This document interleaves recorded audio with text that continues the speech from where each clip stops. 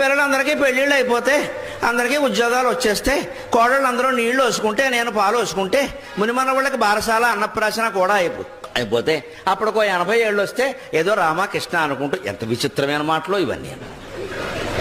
ఈ క్యాండిడేట్ మరణాడు వెళ్ళిపోతే మొత్తం ఎన్ని పెట్టావమ్మా దేవుడి దగ్గర లిస్టు? హిరణ్యకశిపుడు వరాల కంటే ఎక్కువ. పిల్లలందరికీ ఉద్యోగాలు వచ్చేయాలా, అందరికీ పెళ్ళిళ్ళు అయిపోవాలా, కోడలు నీళ్ళు వచ్చేసుకోవాలా, నేను ఎత్తిన పాలు వేయాలా, మళ్ళీ వాళ్ళందరికీ పిల్లలు పుట్టేయాలా, ఒక్కొక్కరికి 2 చొప్పున లెక్క, మరి తేడా రావద్దు. అందరికీ బారసాలు అయిపోవాలా, అన్నప్రాసనలు అయిపోవాలా, వాళ్ళకు కూడా పెళ్లి సంబంధాలు చూడాలా. అప్పుడు కూడా నువ్వు పోతావో పోవో అనుమానమా? ఇంకా ఇష్టం లేదా పోవడం? అప్పుడు ఇంకా రామకృష్ణ అనుకుంటావా?